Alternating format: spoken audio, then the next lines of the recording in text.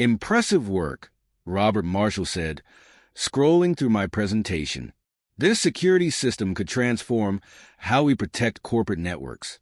I nodded, hiding the pride I felt for the project I had poured 2 years into.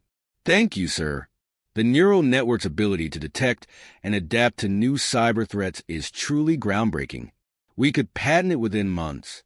My name is Alex Carter, and at 32, I had created something that could redefine the cybersecurity industry, a cutting-edge artificial intelligence system capable of learning and evolving faster than any hacker. It could protect networks in real time without human intervention. The board meeting is next week, Marshall continued, leaning back in his leather chair. Send me all the documentation, every line of code, every test result. Something in his tone made me pause. After 5 years at Titan Tech Industries, I had learned to read my boss's moods. Something felt off. Of course, I replied carefully, though I should be there to explain the technical details. That won't be necessary, he interrupted smoothly. I understand it well enough to present myself. Of course he did. Lately, Marshall had been taking credit for more and more of my work. Small things at first, like features and minor innovations. But this was different. This was my life's work. That evening, as I prepared the files he requested, I received a message from Rachel in HR. Emergency meeting tomorrow at 9 a.m. mandatory. I leaned back in my chair as the pieces started falling into place. Could Marshall really be planning what I suspected? The next morning, I walked into the conference room to find Marshall, Rachel, and 2 security guards waiting for me.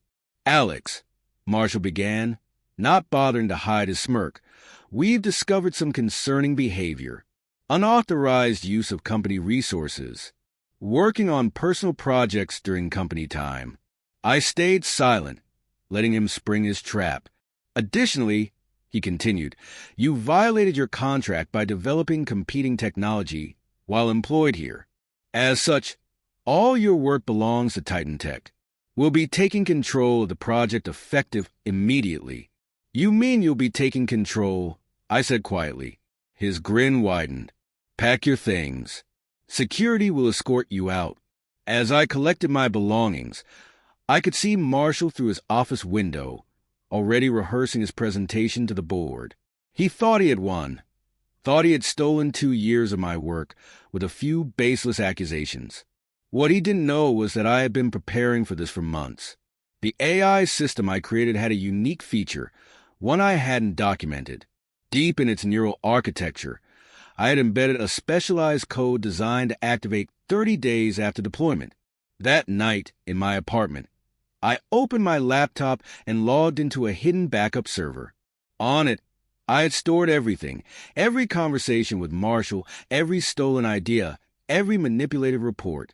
Most importantly, I had records of every change he made to my code after taking it. A message from Ethan, my friend in IT, popped up on my screen. He's already modifying the base code, trying to make it look like his work, just like you said he would. I smiled. Marshall was so focused on erasing my fingerprints from the project that he didn't realize he was triggering the hidden protocol.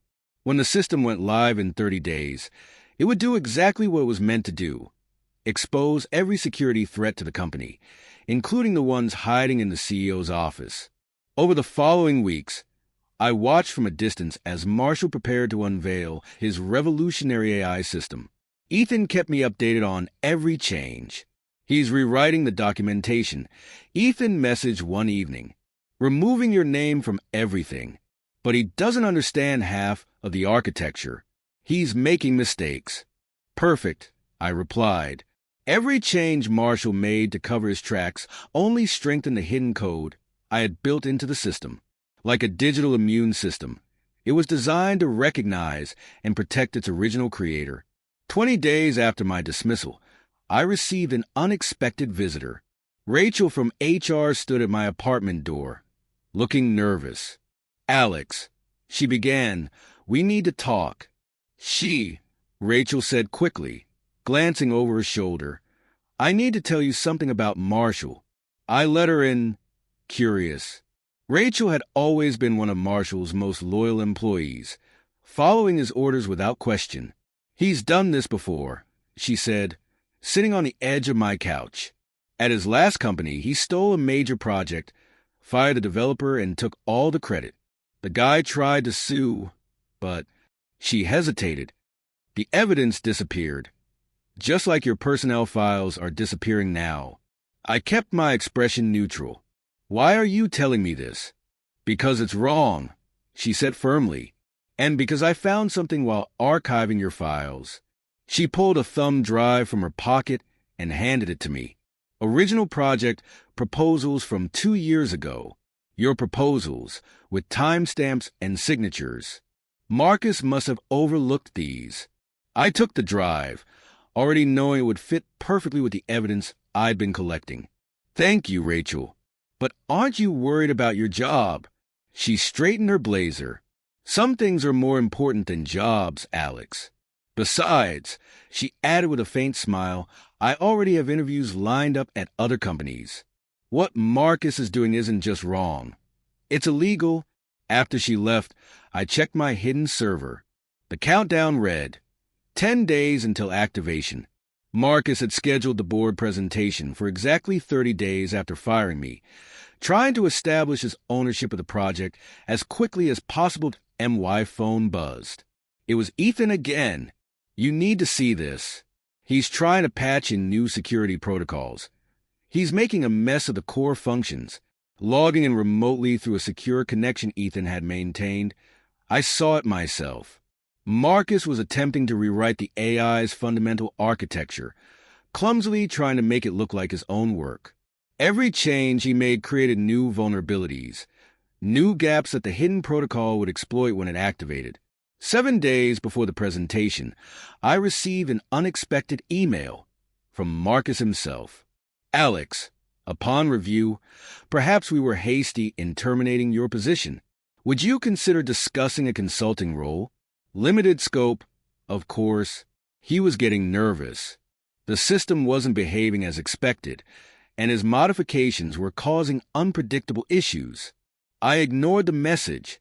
3 days before the board meeting, Marcus tried again, this time offering a generous compensation package in exchange for my technical insights. Still, I stayed silent. The day before the presentation, Ethan sent me the final confirmation. "Everything's in place. Marcus has scheduled the company-wide system update for tomorrow morning. The entire board will be watching the live demonstration." I smiled at the elegant simplicity of it all. Marcus had spent weeks trying to erase me from my own creation, not realizing that every modification he made only strengthened its original purpose, to identify and expose security threats. And tomorrow, in front of the board, the system would reveal the biggest security threat of all. "Thanks, Ethan," I replied. "Make sure you record everything, every screen, every reaction." Then I sat back and waited for the show to begin. The morning of the board presentation, I sat in a coffee shop across from Titan Tech's headquarters, watching the live feed Ethan had set up. The boardroom was packed with executives, investors, and tech journalists, all eager to see Marcus's revolutionary breakthrough. "Ladies and gentlemen," Marcus began, standing confidently at the podium, "today we unveil the future of cybersecurity, an AI system that can detect and neutralize threats in real time." I glanced at my watch. 3 minutes until the system update went live. "This technology, which I have developed over the past 2 years," Marcus continued, "represents a quantum leap in network protection. Allow me to demonstrate." A message from Ethan popped up on my laptop. "Update initiating. You should see his face on screen." Marcus clicked to start the demonstration, and the massive display behind him lit up, showing the AI's interface. At first, everything appeared normal, exactly as he expected. But then, as the hidden protocol activated, the display began highlighting security breaches within the company. The red alerts filled the screen, one after another, as the AI scanned the network. Murmurs filled the room as the system exposed vulnerabilities that Marcus had accidentally created with his rush changes. Then, the screen froze for a moment before displaying a large, bold message. "Security threat detected. Unauthorized modifications by CEO Robert Marshall. Gasps echoed through the boardroom.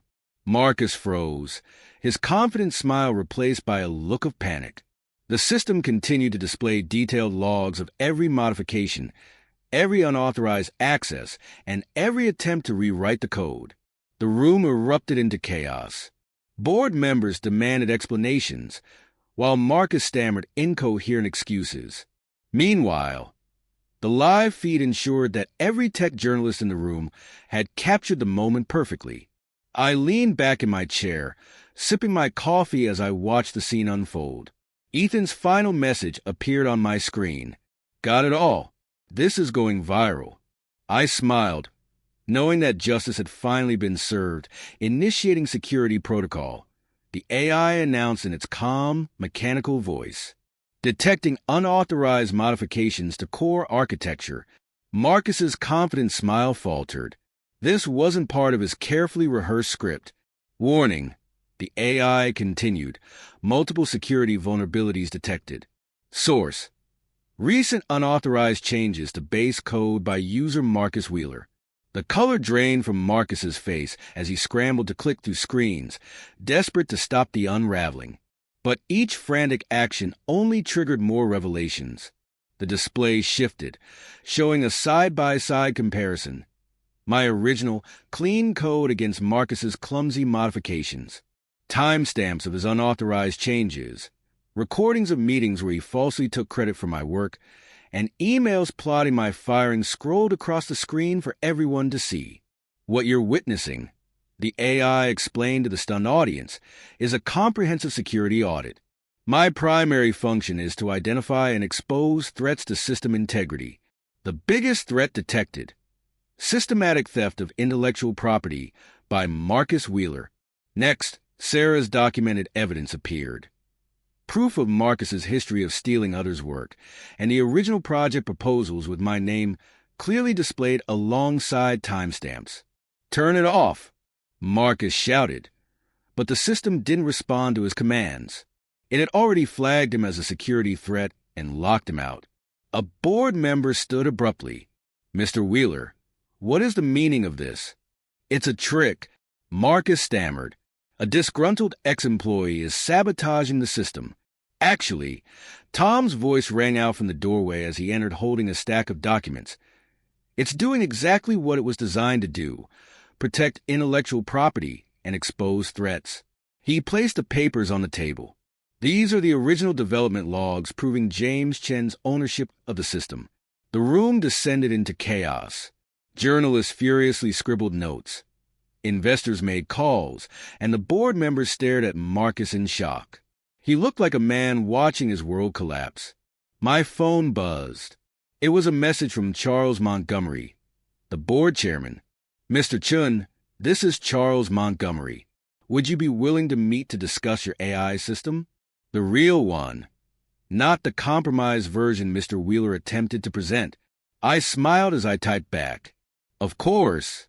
Though I should mention, what you saw today was a real system working exactly as designed. It protects against all threats, including corporate espionage. Within hours, Marcus was escorted out of the building. By evening, news of the scandal had taken over the tech world. Headlines blared. AI exposes corporate theft during live demo. 1 week later, I sat across from the board of directors, explaining my vision for the AI system. They listened closely, particularly when I described its ethical protocols, designed not only to safeguard networks, but also to promote corporate transparency and accountability. After my presentation, Charles leaned forward. We'd like to offer you a position as Chief Technology Officer, with full control over AI development, and, of course, complete patent rights under your name. I accepted, with one condition. Tom would lead the development team, and Sarah would head a newly created corporate ethics division. As for Marcus, the last I heard, he was facing multiple lawsuits, including from previous companies he'd defrauded. The AI had uncovered not just his theft of my work, but a pattern of intellectual property theft spanning years. Sometimes, the best revenge isn't destruction, it's the truth, revealed at just the right moment. Now, whenever I walk past my old office, now Marcus's former office and my new one, I think about something my father used to say.